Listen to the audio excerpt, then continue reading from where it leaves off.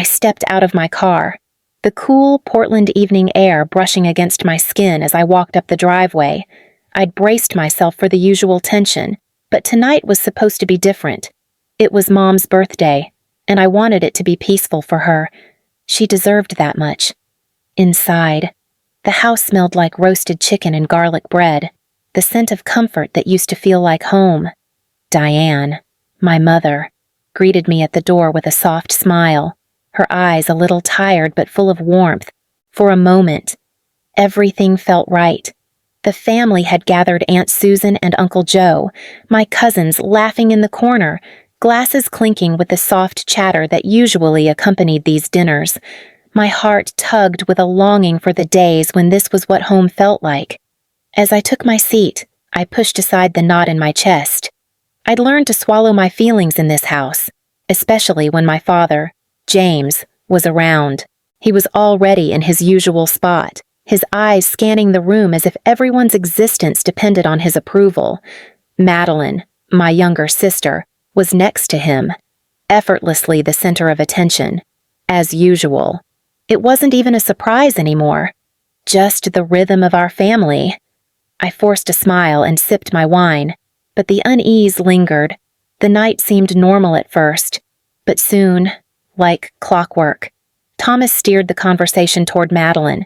His praise for her was never-ending, his words wrapped in pride as he bragged about her latest academic achievements. My stomach tightened. Why was it always her? Then, as if sensing my frustration, he turned his gaze toward me, and my pulse quickened. I've spent my whole life standing in the shadows of my sister's light. Madeline was always the one who could make people laugh, the one who earned the praise and admiration. While I quietly faded into the background, I remember every family gathering, every birthday, every holiday, watching her steal the spotlight with ease. Even when I did something worth celebrating, it was never enough, Mom would say. Good job, Lydia. But her voice was softer, quieter, like an afterthought. And Dad, well, he was always looking at Madeline, always telling her how smart she was, how talented, how much potential she had. He couldn't stop gushing about her straight A's, her community service, her perfect smile.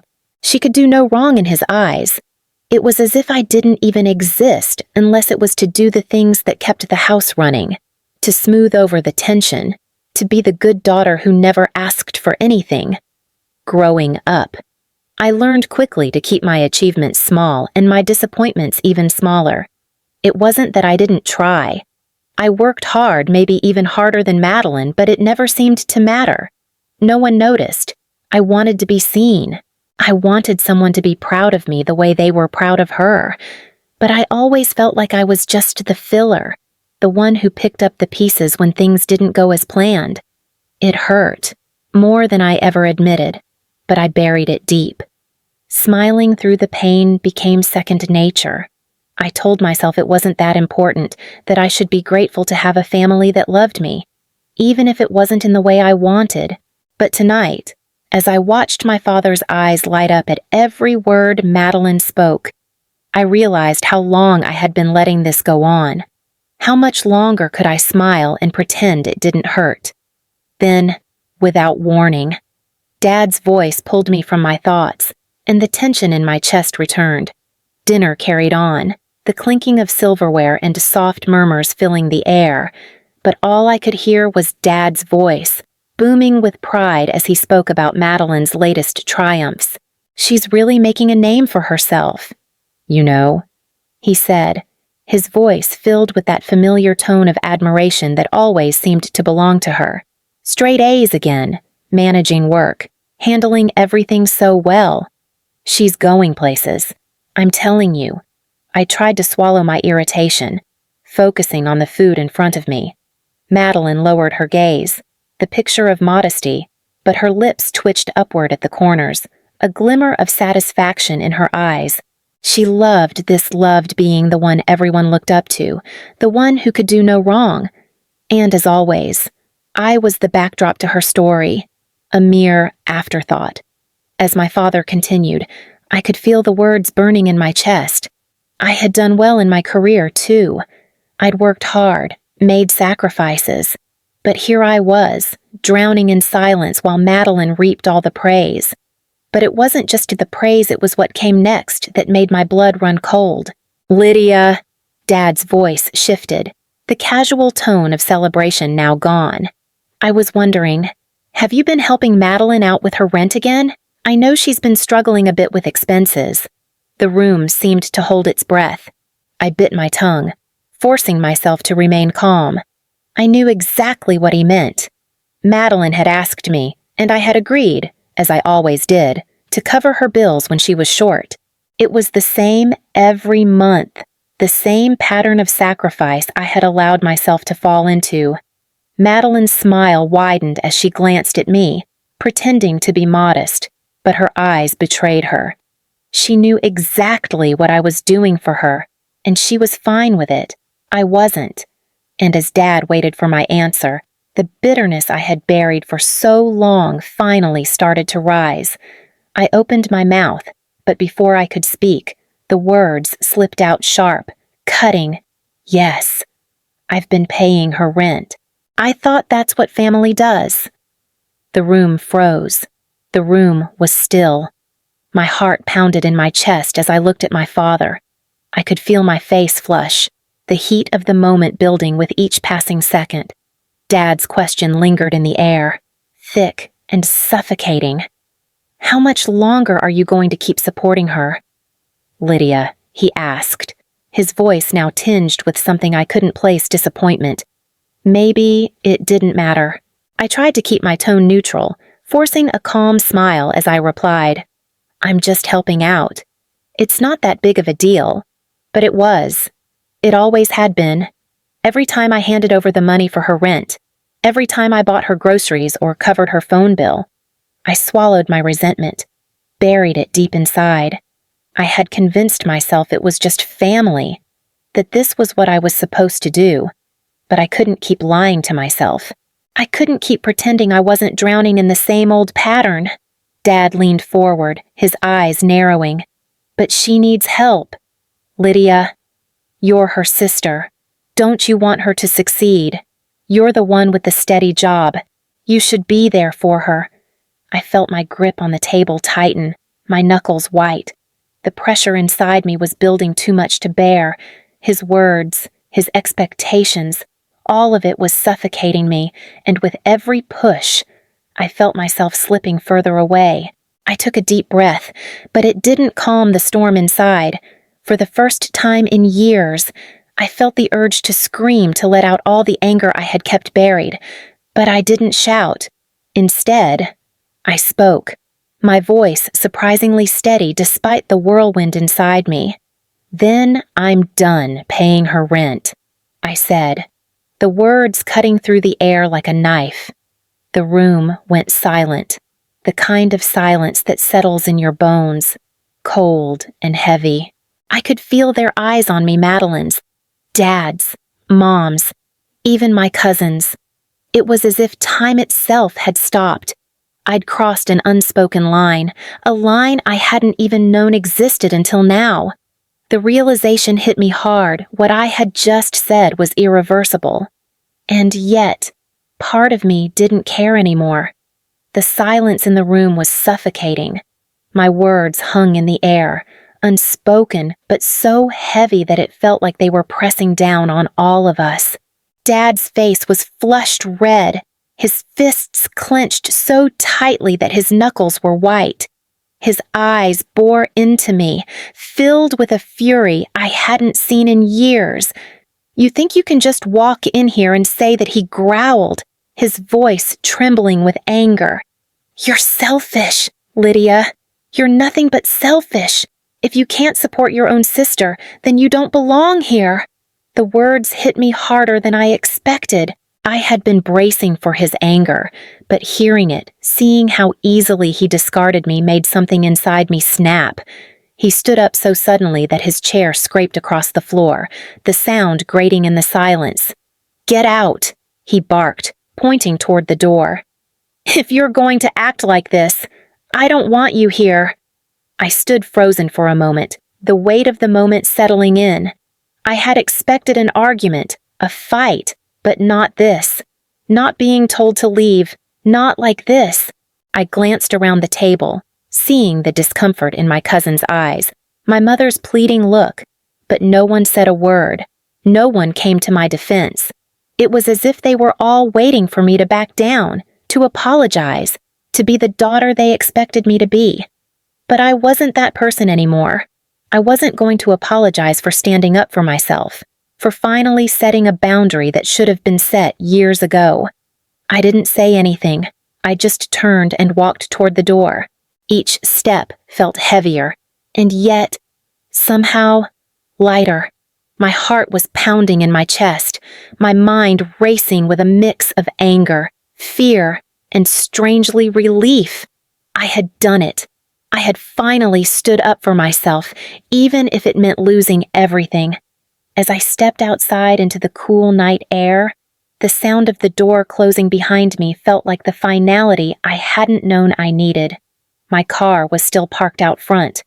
I slid into the driver's seat, the engine purring to life, but my thoughts were clouded. Why had I waited so long I could feel the weight of the years lifting off my shoulders?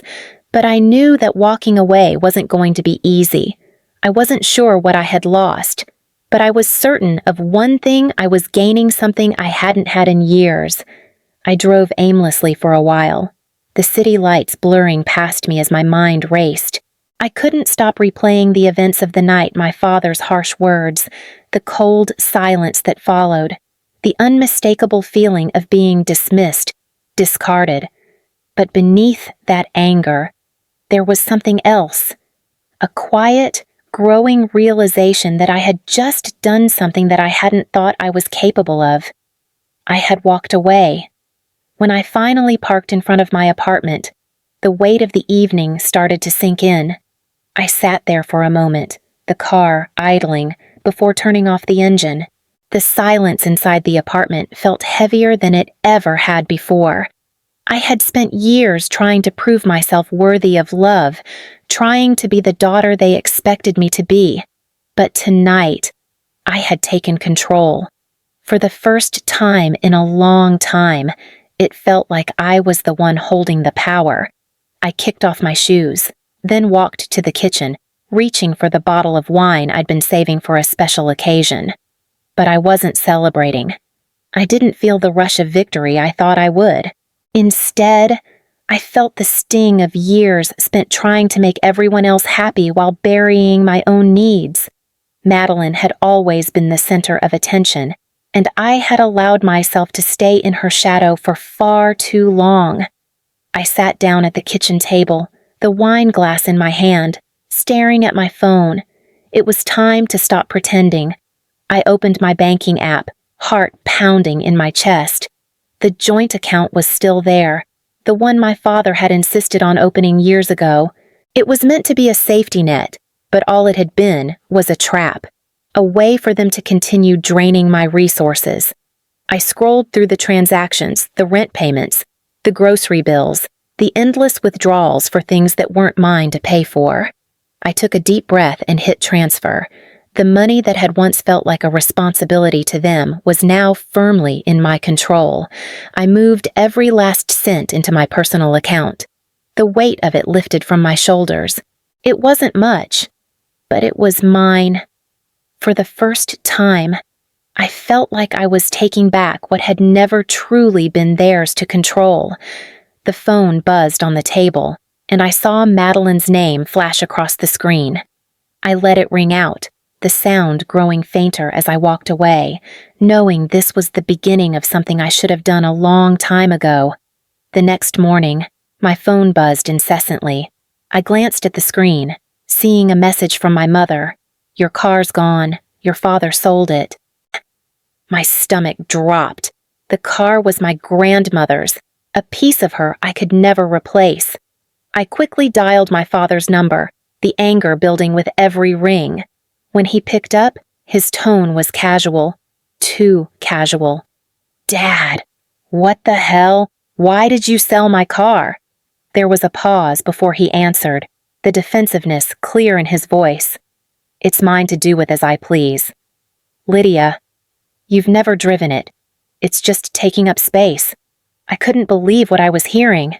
The car had been a gift, something my grandmother had given me, something I had held on to as a piece of the past.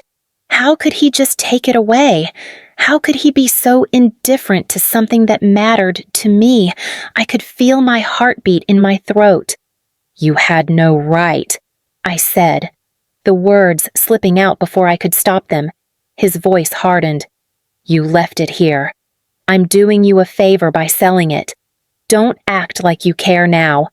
I slammed the phone down, fury mixing with disbelief. He had crossed a line again. Without thinking, I grabbed my keys and drove straight to their house. When I got there, my car was parked in the driveway, the for sale sign still in the window. I didn't hesitate. I marched up to it, yanked the keys from my pocket, and opened the door. I slid into the driver's seat, taking a deep breath as I turned the engine on. This was mine. No one had the right to take it from me. As I drove away, the weight that had been crushing me for so long began to lift, replaced by something else power. I wasn't just reclaiming my car. I was reclaiming control of my life.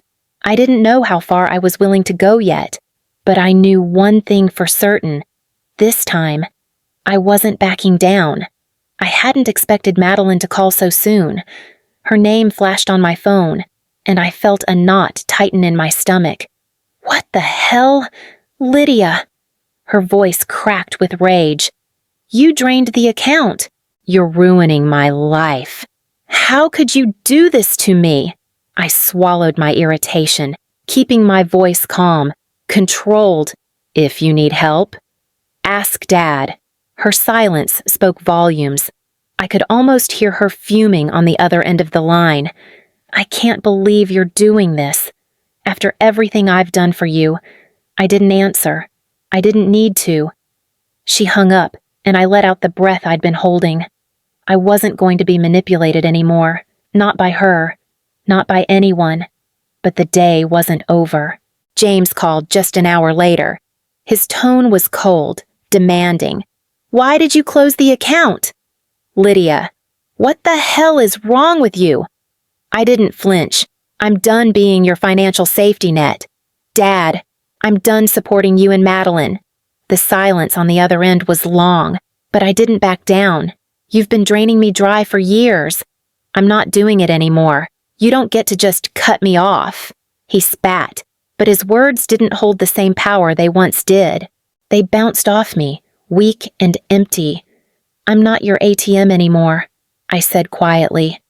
I'm done. He didn't respond, and I hung up.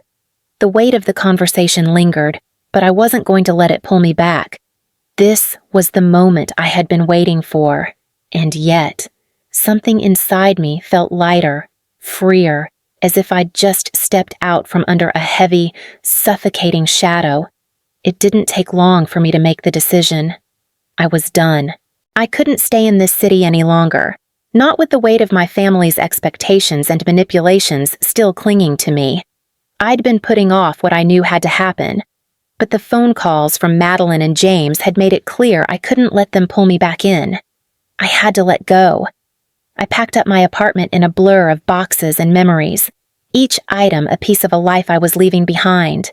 The furniture, the photographs, the clothes, nothing felt like mine anymore. Not really. It all belonged to the person I had been before I started fighting back. I put the apartment on the market, and within days, I had an offer. It was bittersweet, but I signed the papers, knowing it was the right thing to do. The money from the sale wasn't much, but it was enough to give me the fresh start I needed. I had already secured a new job in a city across the state, Portland, somewhere I could finally breathe without feeling like I was suffocating under my family's constant demands. I didn't tell them. I didn't need to. This was my life now. I had nothing left to prove to them. The day I drove away, the highway stretching out before me like a promise. I felt a weight lift from my shoulders. The familiar landmarks of the city blurred in my rearview mirror, But it wasn't just the city I was leaving behind. It was the years of being someone I wasn't, of playing a role I hadn't chosen. I was free, and for the first time in a long time, I felt lighter than I had in years. Months passed since I left, and with each day, I felt more and more like myself again. I settled into my new job, made friends, and built a life that wasn't defined by my family's needs. The constant pressure, the expectations, they were all a distant memory now. I wasn't tied to the person I had been in their eyes. I was Lydia again, someone who had space to breathe, to think, to just be. One quiet afternoon, as I was scrolling through my phone, a message from Madeline popped up. My heart skipped, but I didn't rush to read it. It felt like something I had been expecting but never wanted. I tapped the notification, and her words jumped out. "I'm pregnant. I need your help." For a moment, I just stared at the message. The old, familiar guilt started to creep in. The feeling that I should drop everything to be there for her. But this time, it was different. This time, I was no longer the one who was always expected to sacrifice my peace for their convenience. I paused, my finger hovering over the screen. Then, without a second thought, I deleted the message. The weight that lifted off my chest was immediate, as if a chain had been broken. I wasn't going to be manipulated anymore. Not this time. I had my own life now, one that was mine to live.